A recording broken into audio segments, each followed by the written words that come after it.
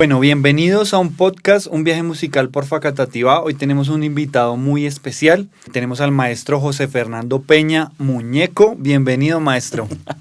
Hola Felipe, ¿cómo estás? ¿Cómo va todo? Era importante que estuviera en esta sección.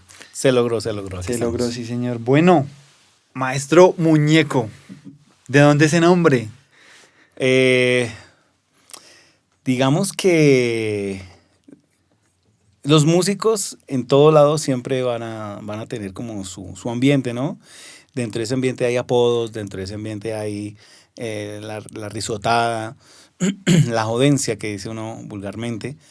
Y estando en la banda sinfónica de Facatativá bajo la dirección del maestro Carlos Ramírez, yo en ese entonces vivía en Albán, salí tarde del colegio y teníamos un vestido gris muy clarito.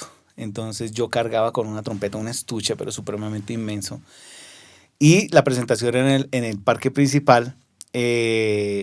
Iba con mi maleta, mejor dicho, absolutamente todos libros, porque siempre me ha gustado cargar los libros como la conciencia del trompetista.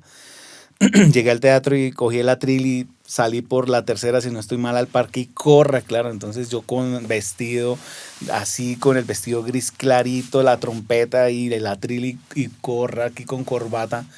Y llegué súper rosado acá, ¿cierto? Y blanco como está. Entonces el mismo maestro Carlos Ramírez me dijo, uy, pero parece un muñeco. Y allá uno de los percusionistas que no recuerdo quién fue, porque Camilo pues, Cadena. no sé si fue Camilo o fue el timbalero Fernando. Alguno de los dos me dijo, pero parece un muñeco de nieve. Y ahí quedé fue muñeco de nieve, fue por eso, fue ahí donde nació realmente. El muñeco de la trompeta, dicen por ahí.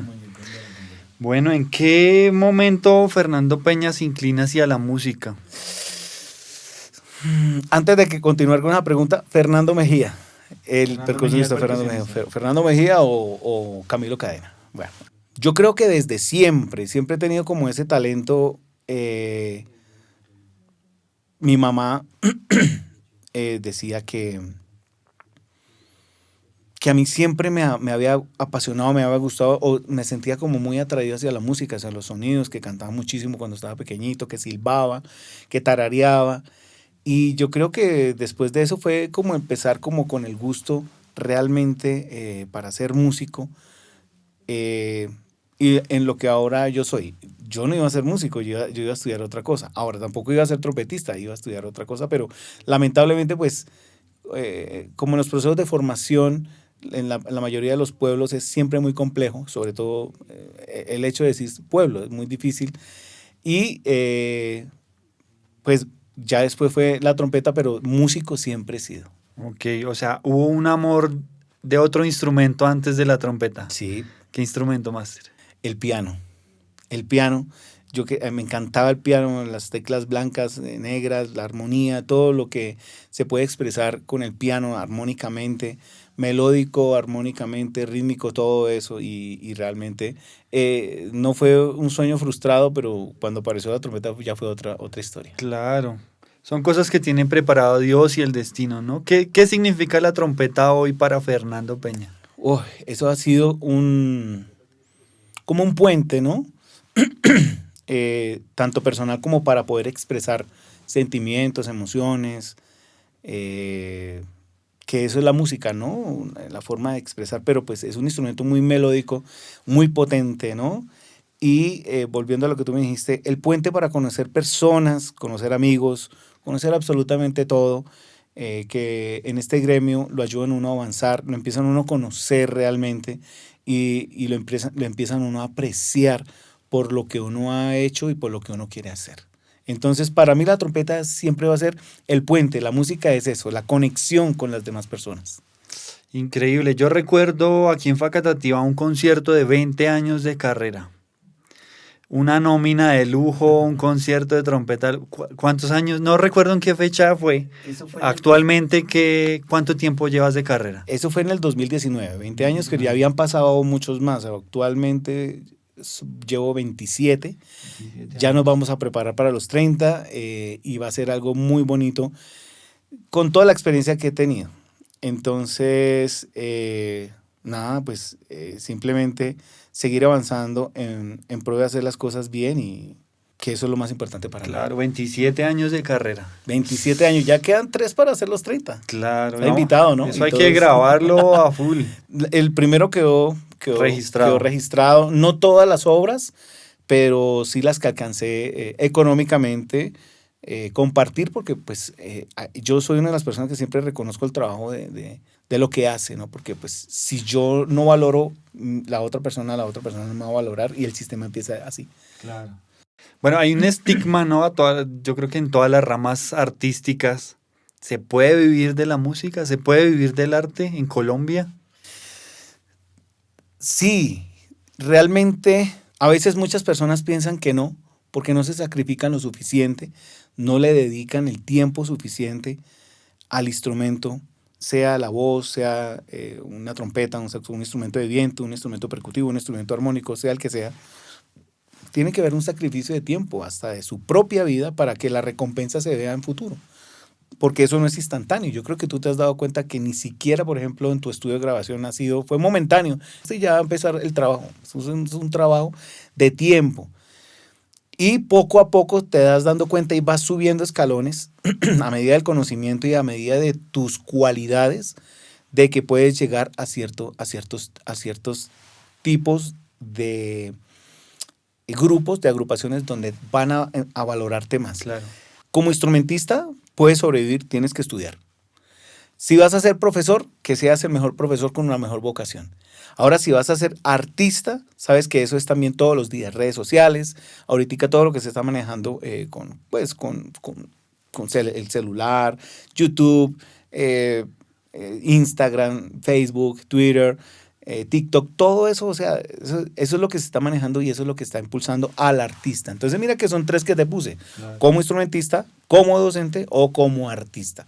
Pero sí es posible, pero vuelvo y repito, hay que sacrificar tiempo y vida. Disciplina. Y disciplina es la única. Máster, bueno, yo por ahí he visto unas fotos suyas como mariachi, supongo que fue de los primeros trabajos, trompetista de mariachi. Dios mío, eso fue hace mucho tiempo. Cuando estaba en la Sinfónica de Facatativá, conocí a varios amigos, tú los distingues, aquí también muchas personas los distinguen, que es Oscar Pinzón, Leonardo Jiménez y Julio Rojas, que fue también muy conocido, un tremendo cantante, tenor, si no estoy mal, espero no pifiarme. Y empecé a trabajar con ellos como a los 17, 18 años, yo creo que antes. Y fue una de las experiencias muy bonitas porque realmente compartí con varios amigos ahí, Giovanni Moreno, estuvo el finado, bueno, un guitarronero que no me acuerdo ahorita, Jaime, me acordaba de un violinista que venía a Bogotá que Julio lo traía acá, Oscar, Leonardo, Gregorio Álvarez, ese era el combo y creo que musicalmente hicimos muchas cosas, queríamos hacer muchas cosas, pero pues Dios tenía destinado otra cosa para... Claro, sí, no, total. Pero son experiencias, ¿no? Sí, que van claro. aportando al proceso formativo de todas las Total, cuando yo tengo que grabar algo en mi estudio o alguna cosa, yo más o menos me acuerdo de eso, de lo que yo escuché, porque yo también era loco como Leo que decía, venga, muñeco, venga, estudiémonos este tema, escuchémoslo y démosle. Ok, chévere. Entonces son cosas que son bonitas que le quedan a uno en la mente bajo esa experiencia y el compartir con personas que le quieren aportar a uno musicalmente y personalmente, porque todos han sido conmigo muy buenas personas. Ya hablamos de los inicios, ¿no? Vamos a ser recatados un poquito. Nómbreme de pronto los 3 artistas con los que en la actualidad con los que trabaja, para que toda la población facatativeña o quienes nos estén escuchando sepan la calidad de instrumentista que es Fernando Peña. Bueno, desde el 2008 yo arranco a trabajar con el maestro Wilfrido Vargas. Fue una recomendación de Tito Borges, que él me vio tocando en una orquesta que se llama La Solución. Yo 2008, imagínate, con Wilfrido. Y seguí trabajando. Luego, a raíz de eso, de trabajar con Wilfrido, conocí una persona que actualmente él es el manager de Rick Arena, súper amiguísimo de Eddie Herrera. Y Yo entro como en el 2017, 2018 a ser parte de la orquesta de Eddie Herrera aquí en Colombia, que casi todos los artistas lo hacen. Tienen su orquesta en República Dominicana o en Nueva York o en Puerto Rico, sean salseros o sean merengueros. Ricarena arranca después de pandemia, más o menos 2021, 2022, más o menos, gracias a Leonardo. Pero entonces mira lo que yo te he dicho, lo que te dije sobre que la trompeta es el puente, porque yo siempre llegaba, hacía mi trabajo espectacular, gozando, y la experiencia que yo tuve con la banda fiestera administrativamente también me dio como ese clic, se puede decir, de organizar las agrupaciones, de liderar y de enfrentar uno de los géneros que más me encanta, que es el merengue. Entonces tenemos Wilfrido Vargas 2008, Eddie Herrera 2017-2018 y Ricarena 2021-2022, más o menos saliendo de pandemia. Buenísimo. Primera trompeta, ¿no? Sí, me ha tocado. No, y con todo el carácter del mundo. Bueno, yo lo hago siempre con todo el cariño. Me toca hacer la tercera, cuarta trompeta, todo lo que sea, pero bueno, yo creo que es estar pendiente de liderar. No es fácil, pero lo hago con todo el cariño y con todo gusto. Son texturas diferentes, ¿no? Tocar mariachi, te he escuchado tocando música clásica, a veces con el bugle, un sonido cálido, grande, pero el merengue ante todo, ¿no? Esa fuerza que tiene la trompeta hace que brille la trompeta en este género, ¿no? Sí, total. Igual eh, a principios del merengue, un dato así como histórico, no habían trompetas, era el merengue ripiado, el perico ripiado que le decían, y era saxofón, acordeón, güira, tambora, y después fue que el bajo eléctrico y el cantante o la cantante que ahorita están haciendo como ese, manteniendo como ese género ahí, esa parte del género ahí, en ese concepto del perico ripiado. No, Y buenísimo. la trompeta entra mucho después ya por la influencia de las big band, lo que pasó también aquí en Colombia con el maestro Lucho Bermúdez. El metal, todo lo que tiene que ver, entonces empezaron a meter muchísimo. Cuando dirigiste la banda fiestera de Facatativá, digamos que ahí vi una faceta de Fernando Peña, no como instrumentista, sino como director, en un proceso de formación. Obviamente eran unos chicos de proceso de formación, y como arreglista. Digamos que hay un punto de Fernando Peña donde, cierto que se reúnen todos estos estilos, todas estas formas de tocar, todas estas vivencias de Fernando, y aterrizan en unos arreglos musicales que, por lo menos para mí, que digamos que he explorado bastante el tema de los arreglos, tengo una pasión bastante marcada en escribir, en la gramática. Hubo un tiempo que estuve loco analizando los scores de Victoriano Valencia y analizando cómo ponía toda la armonía. Y cuando yo escuché esos arreglos de esa banda con unos pelados del pueblo sonando así, yo decía, esto es orquesta, esto es una banda, ¿qué es esta vaina? Y pasa algo que en ese momento las bandas fiesteras, digamos que se enmarcaban dentro de pronto lo pelayero, lo que se vive en Córdoba, el porro, el fandango, pero Fernando Peña propone otro tipo de cosas y creo que marca, eso ya no sé hace cuánto fue lo de la banda fiestera, pero a hoy sigue marcando una diferencia y siento que las bandas tomaron ese camino, algo bueno pasó ahí. Cuando yo empiezo con la banda fiestera, inclusive tuve el error de formarlos como si fuera banda sinfónica, porque yo toqué en banda sinfónica, dirigí banda sinfónica juvenil también, y cuando me contrataron tenía que ir a San Pelayo. No tenía ni idea, Felipe, no tenía ni idea, pero uno en su ego, en su conocimiento, en su corto conocimiento, diría yo ya había tocado con la orquesta de Lucho Bermúdez, yo había grabado mucha música colombiana, hasta ahí dije, no, yo conozco, y eso uno conoce, uno no sabe absolutamente nada. Nos fuimos para San Pelayo y antes de eso nos tocaba organizar unos arreglos. Corra a ver quién me regalaba o me prestaba para poder ir a, digamos, se llama eso, responder con la responsabilidad que me había dado adquirir el contrato sin tener ni idea de lo que estaba haciendo. Y yo soy sincero y a todo el mundo se lo digo que yo no tenía nada. Fue un reconocimiento a la experiencia que yo tenía con las orquestas, tocando merengue, tocando salsa, tocando aquí, allá, grabando, etcétera. Y yo le agradezco muchísimo al doctor Jaime Basabe y a la persona que me recomendó, que no sé quién fue que me recomendó. Pero yo creo que la hice quedar bien durante estos 7 años que estuve ahí, porque se hicieron muchas cosas grandes. Entonces, cuando yo empiezo a trabajar con la banda, me empiezo a dar cuenta que no sabía absolutamente nada. El mejor regalo que me pudieron haber hecho era haber comprometido a representar a Facatativá de Cundinamarca en el concurso de San Pelayo. Cuando yo llego allá a San Pelayo y empiezo a ver toda esa cuestión, yo digo, yo no sé absolutamente nada de música colombiana. Y me encontré con un mundo nuevo aquí en mi país. Y entonces sentí como esa necesidad, como en todos los géneros que he tocado, de investigar.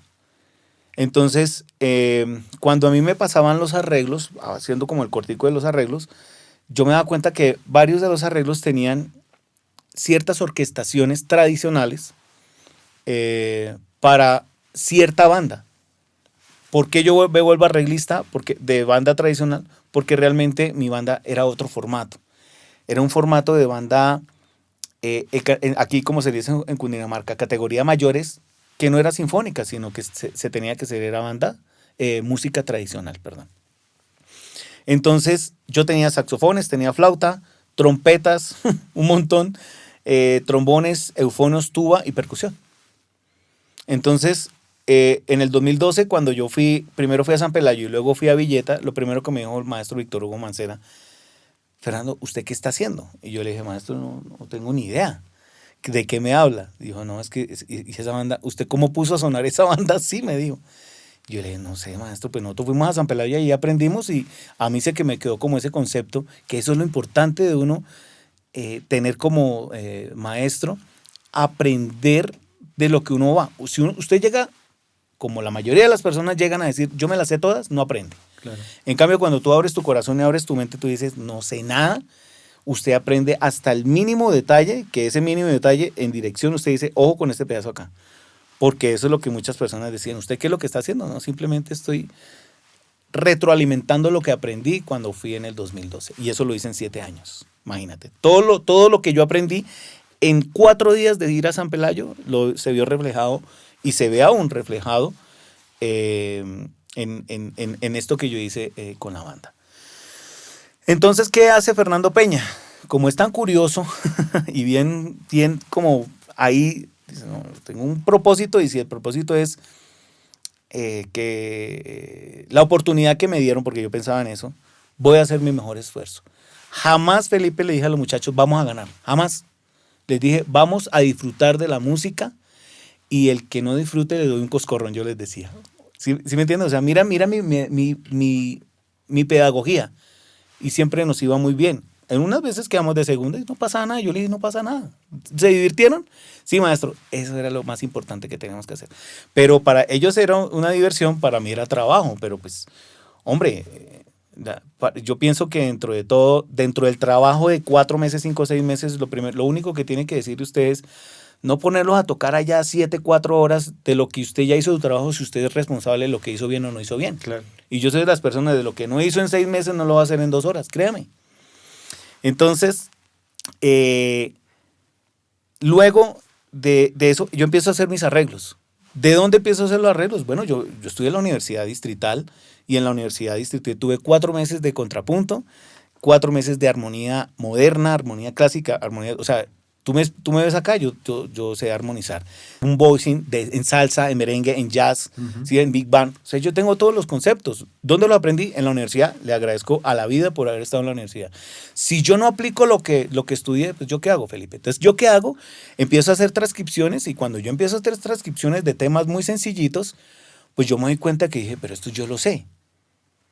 Entonces, ahí viene la otra historia de la banda tradicional de Facatativá con Fernando Peña, porque si Fernando Peña tiene experiencia tocando con Lucho, que viene tocando con un pocotón de gente, y yo mismo en el interior me dije, ¿cuánta música hay o cuántos ritmos tenemos en Colombia? No se puede limitar la música tradicional a tocarla con bombo, redoblante y platillo. Claro.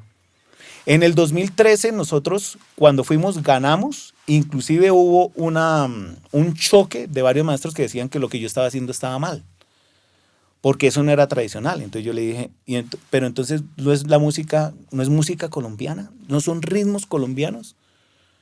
Usted me ve tocando con bajo eléctrico, me ven tocando con instrumentos que no sean tradicionales de nuestra música colombiana.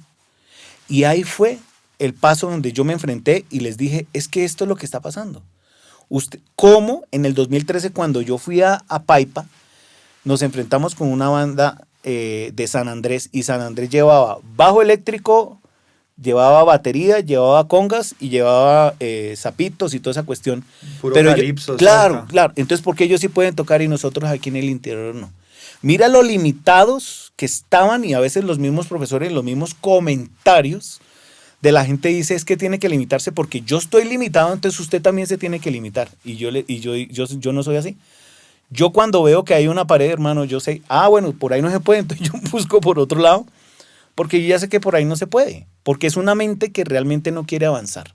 Y esto es lo que yo estoy diciendo, es fuerte porque no es que esté dando duro, sino es mi punto de vista. Claro. Que, mira, la gente es feliz en otro lado escuchando la música colombiana. Y nosotros como colombianos nos importa un pito qué es lo que estamos haciendo y qué es lo que tenemos, Felipe. Nos quedamos solo en el vallenato y nos quedamos tocando salsa, que no es un género que no es de nosotros. Y lo digo con todo el cariño. Ahora la música popular y la música mexicana, porque ahora todos son bandas. ¿Qué es lo bueno de las bandas? Que le dieron trabajo a los tubistas, es lo que yo he dicho últimamente. Pero sí he visto unos combos colombianos que suenan muy bien y que hay trabajo. Dejémoslo ahí, que hay trabajo. Pero el género de banda tradicional para el suelo. ¿Por qué? Porque pues no nos damos cuenta que realmente se puede hacer un proyecto muy bueno que sea del Ministerio de Cultura, que realmente realce los ritmos tradicionales en formato banda.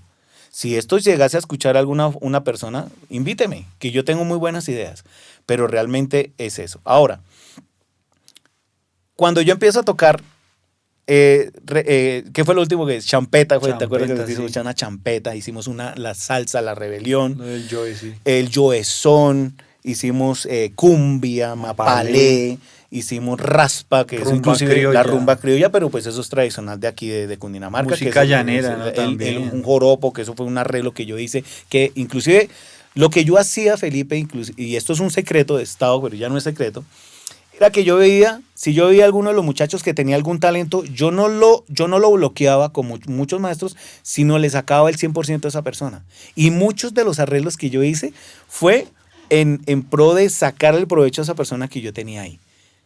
Y ellos me decían, maestro, muchas gracias realmente. Y ellos estaban agradecidos, estaban en los ensayos y así sonaban. Usted escuchaba la banda y la banda sonaba muy bien, a pesar de que el 40-45% de la banda no eran músicos, sino eran personas que venían de procesos de formación de banda marcial, de unos que estuvieron de marching band, ¿cierto?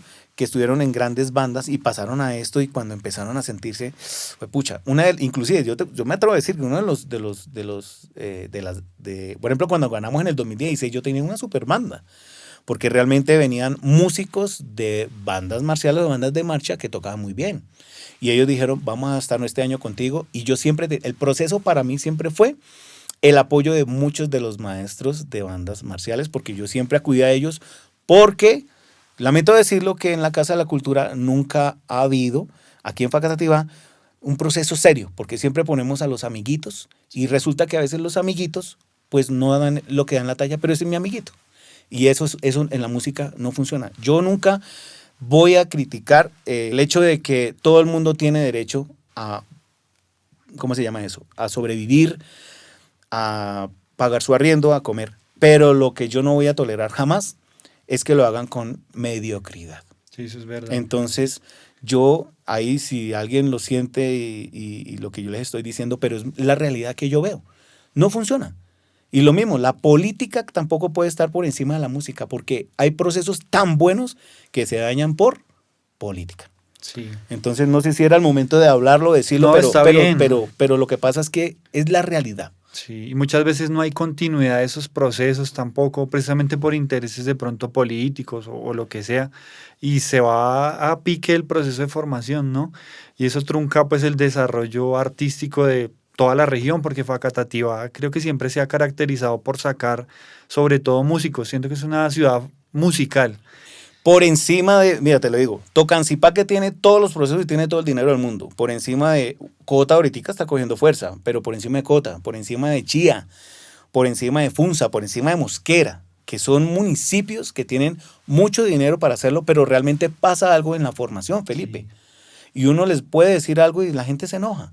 Porque usted, cuando usted se gradúa y se esfuerza tanto para tener un papel, pues usted ya piensa que usted ya sabe más que el otro. Pero lo que siempre, acuérdate que el diablo sabe más por viejo que por diablo. Y es la experiencia que siempre se tiene y la gente sigue siendo necia. ¿Uno qué hace, Felipe? Simplemente callarse y continuar, ya. Simplemente agachar la cabeza y ya darse uno cuenta que realmente no quieren aprender, no quieren avanzar, porque eso es el propósito de eso. Ya finalizando con la banda tradicional, con esa preguntota que tú me hiciste. Yo pienso que fue una de las experiencias más lindas que yo he tenido en dirección y sobre todo en manejo de personal, porque créeme que eso también uno aprende, ¿cierto? A dar, pero también a retener. Me atrevo a decir que en los procesos que yo tuve, yo veía a todos los muchachos siempre con una muy buena energía y sobre todo en que se ponían la camiseta. Yo los veía sudando, Felipe, y yo los miraba y yo les decía, sí, eso así, yo los quiero. Todos nos transformábamos, pero era el hecho de que nos transformábamos, pero con ese ego de hacer las cosas bien, de que todo ese esfuerzo que hicimos en los ensayos, en los parciales, en las presentaciones, en la lucha diaria de, por ejemplo, de mandar inclusive a mandar a hacer nuestros propios uniformes, porque la alcaldía no había, o sea, no había recurso, o quizás había algo conmigo, o quizás no se dieron cuenta más allá de realmente que es apoyar un proceso de formación, porque a mí me estaban pagando mi sueldo, pero ¿qué pensaban los padres de familia y los alumnos que estaban en ese proceso? Claro. Entonces eso fue una experiencia, unas amargas, pero otras supremamente dulcecitas que ya las voy a tener siempre en mi corazón. Yo creo, maestro, que tal cual como lo está diciendo, ese proceso como tal, todas esas experiencias, la exploración que tuvo en los arreglos, yo creo que marcó muchas personas, muchas, no solo influenció a nivel Cundinamarca, podría decirlo,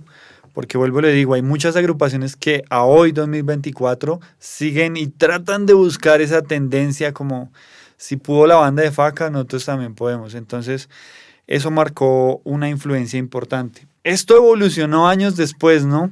Tuvimos la oportunidad de trabajar lo que luego se volvió tu proyecto de grado, ¿no? Evolucionó a una versión 2.0, ¿no?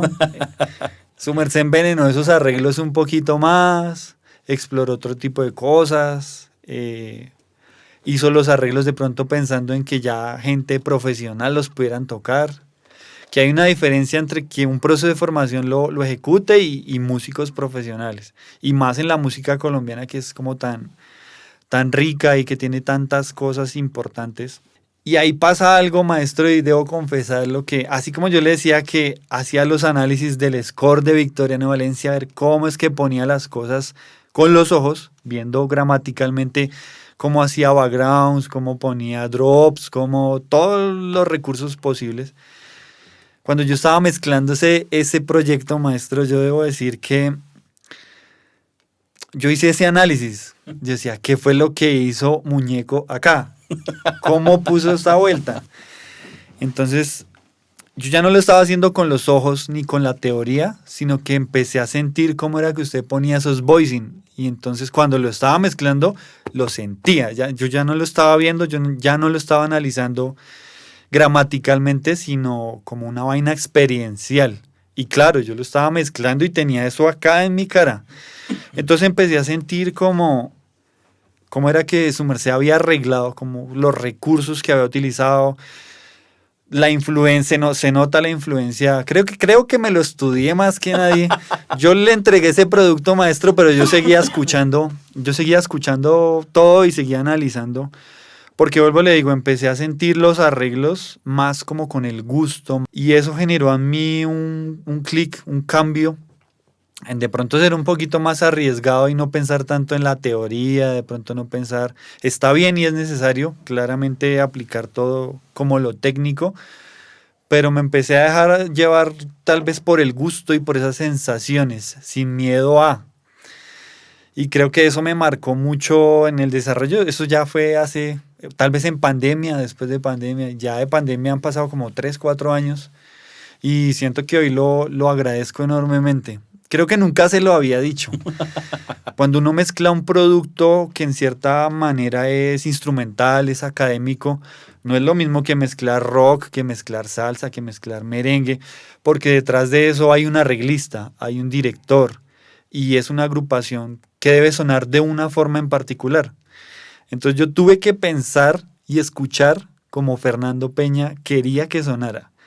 Y eso a mí hoy en día, con un proyecto que la verdad no te he comentado, pero es un proyecto musical muy interesante que se está trabajando de forma independiente aquí en Facatativá. Creo que lo he puesto en práctica como no te imaginas. Y creo que es algo que tengo que agradecerte y aprovecho este espacio para hacerlo porque sin quererlo generaste que hubiera un aprendizaje increíble.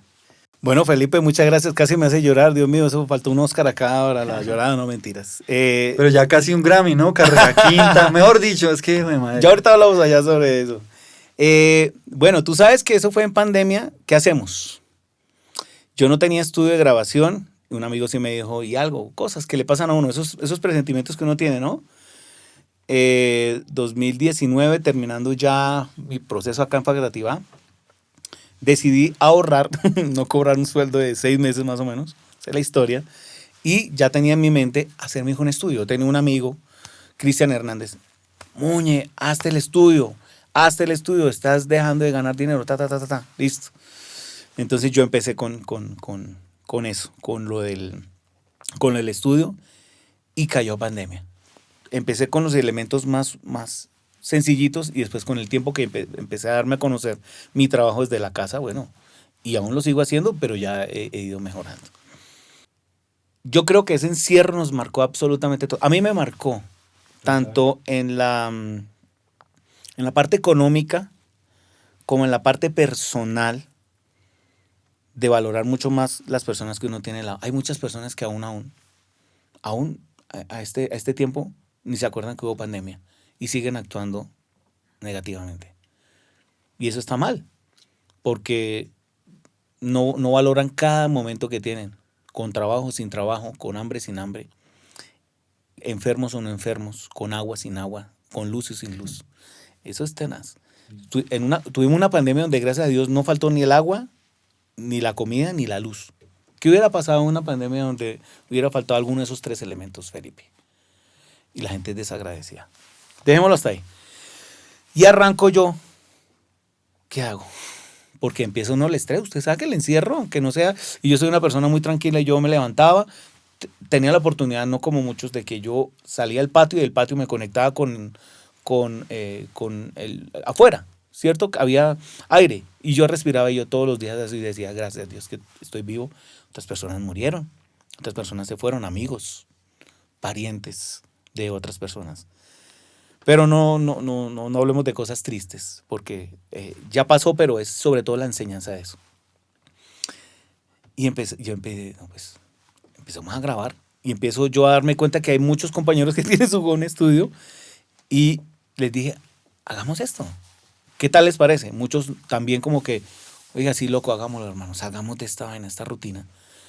Y empezaron a apoyarme. Uno era grabar y la otra era hacer el videito. Entonces ya usted sabía cuál era la tarea. Duramos muchas cosas. Grabamos merengue, grabamos jazz, grabamos salsa.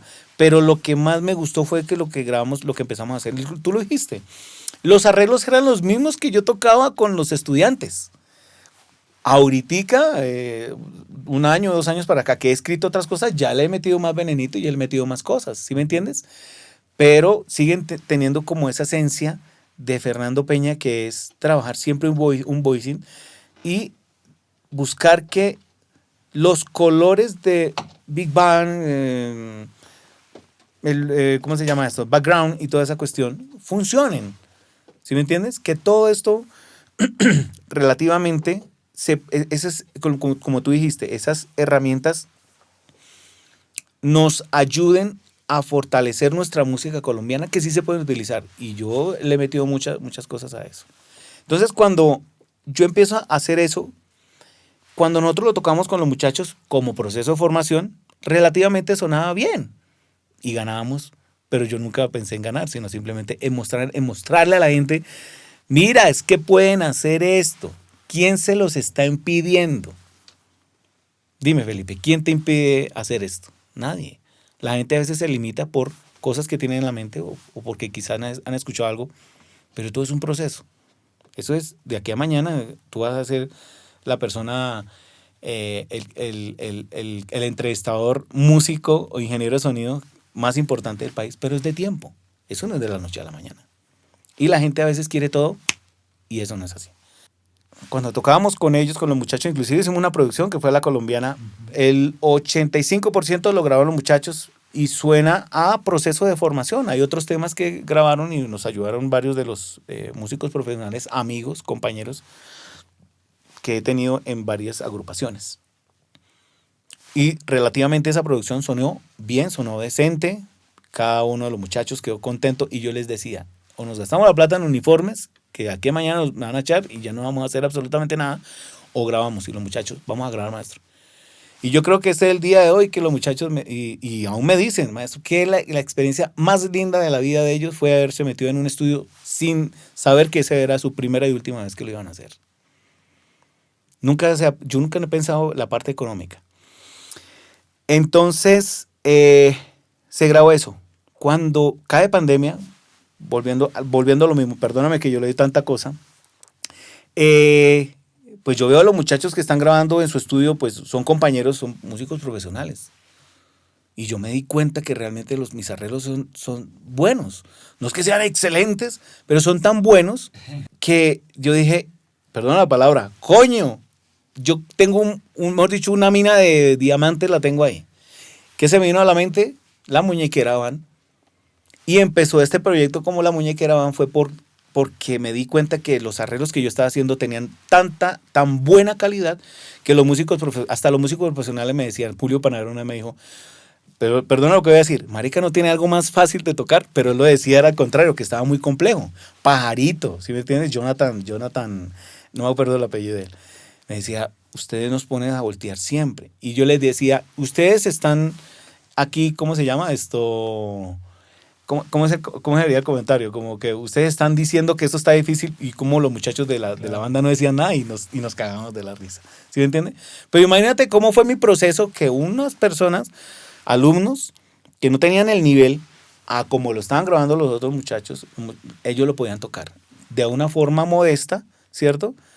Pero ya cuando fue grabado por músicos profesionales me di cuenta que realmente lo que yo había hecho era una mina de oro, una mina impresionante. Y ahí tengo un proyecto supremamente importante que espero se consolide el otro año. Lamentablemente en pandemia no se pudo hacer ni con la gobernación de Cundinamarca ni con el Ministerio de Cultura, pero eso hubiera sido trabajo para ti, para mí, para 15 bocas, porque eso realmente era así. No sé qué fue lo que sucedió, yo pasé todas las cosas, las propuestas como estaban, realmente a veces uno necesita ese palancazo, pero vamos en el proceso, pero lo que yo siempre digo, hay que mostrar para que uno lo conozcan y seguir haciendo para poder seguir avanzando y no solo en pro mío, en pro de Fernando Peña, sino de la música, Felipe. Y lo decía el maestro Luis Aquino, es que es la madre la música. Yo le debo mi vida, le debo mi ropa, mi trompeta, mi carro, mis cosas que tengo en la casa, gracias a la trompeta y gracias a la música. Entonces, que si se puede vivir de la música, claro que sí. Total. No, maestro, sin palabras, la verdad. Creo que, bueno, vuelvo y te digo, yo creo que he estudiado más a Fernando Peña que ya han pasado años y todavía es la hora que analizo cosas. Y nos quedamos cortos hablando de arreglos y demás, pero sé que mucha cantera de trompetistas vienen ahí detrás, que independientemente del camino que escojan, siempre has estado ahí presto como a impulsarlos, ayudarles a buscar trabajo. Quien ves que tiene talento, no dudas en mandarlo a recomendarlo. Y eso es algo muy importante porque se genera una retroalimentación y a la vez estás impulsando como el trabajo del mismo sector facatativeño. Me gustaría que le dejaras un mensaje a los niños, a los jóvenes que de pronto están interesados de pronto en explorar el sector musical, ¿no? Y que de pronto tienen el nerviosismo del paradigma de, ¿será que de la música se vive? Hay pelados que nacen brillantes, pero de pronto esos sueños se truncan. No sé, ¿cuál sería ese consejo de pronto para la gente que está interesada en la música? Debe ser el consejo para todo el mundo. Usted como docente, usted tiene que darse cuenta que si hay alguien que es talentoso, usted no lo puede tener ahí. Por ejemplo, en las bandas marciales hay muchos alumnos talentosos, pero a veces su miedo como profesor hace que esa persona se pierda. Claro. Y eso es, la invitación es a que si usted ve como profesor, la primera invitación a los docentes, si usted ve que ese chino es virtuoso, hermano, sáquelo de ahí, ayúdelo, no lo hunda. Él no le va a quitar el trabajo a usted, tiene que pasar mucho tiempo para que esa persona tenga la experiencia a poder reemplazar en lo que usted quiere. Ahora, él ni siquiera puede ser tan talentoso que ni siquiera va a pensar en ser un profesor de banda, sino va a ser el jazzista, va a ser el mejor improvisador, el mejor profesor, el mejor escritor, el mejor arreglista. Entonces, mi consejo, uno, es para los profesores que tienen muy buena vocación en enseñar, pero a veces son muy cerrados en que sus alumnos avancen. Total. Lo segundo es para los alumnos. Hay que tener disciplina, hay que tener tiempo, hay que dedicarse realmente a eso. Saber si realmente amas lo que estás haciendo.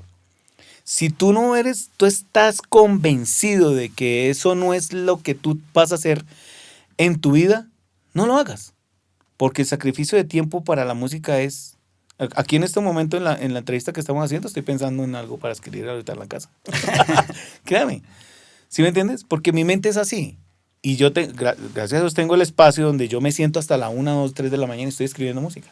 Entonces, mira, consejo para los docentes, consejo a las personas y sobre todo también para los que ya son intérpretes o para las personas aquí de Facatativá que ya tocan o que cantan, hay que estudiar.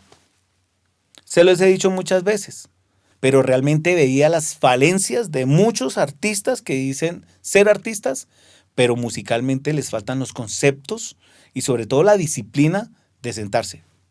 Ya, mira, la música no tiene edad, Felipe. Y si usted tiene que sentarse a estudiar piano 4 horas, siéntese 4 horas a estudiar piano. Si usted quiere cantar, busque, invierta. ¿Cómo invierte usted en su ropa, en sus zapatos, en el maquillaje, hablando de las mujeres o en lo que sea? ¿Por qué no invierte en su talento? Si usted ya sabe que ya tiene que hacerlo, y lo he repetido y siempre lo voy a repetir toda la vida. Yo también he invertido, yo he pagado clases, yo pagué mi universidad. He tenido el apoyo de mi familia, pero pues todo ha salido de la trompeta y de mi bolsillo, de nadie más. A mí nadie me ha dicho, Fernando, venga, yo le regalo un semestre, o venga, le voy a regalar una trompeta. Jamás, Felipe. Lo único es que me regalaron la trompeta fue mi papá y mi mamá. Pero esos son los 3 consejos que yo les doy a los docentes, a los muchachos y a las personas que ya están tocando. Hay que estudiar. Tenía que estar en el podcast. Pero hay muchas personas a veces lo toman como regaño, pero es que no hay más. Los libros están ahí, listo, pero no es que yo no entiendo esta parte, claro. Entonces busque una persona que le ayude a entender, ¿no? Si yo voy a estudiar medicina y le pasan un libro así grandote y empieza usted a hablar, es que el ADN está compuesto que no sé qué. ¿Y esa vaina qué es? ¿Qué es ADN? Empiece por eso. Empiezo a sacar palabras. Pocotón de conceptos de medicina que nosotros no lo tenemos. Pregúnteme sobre música y más o menos yo le puedo hablar de lo que yo sé, de lo que aprendí en la universidad, de lo que yo leo, de lo que yo escucho con mucho gusto. Y cuando yo no sé nada, le digo, venga, vamos a investigar. ¿Sí me entiendes? Pero ese es el propósito de cada uno como músico si quiere ser músico profesional. Se lo aseguro.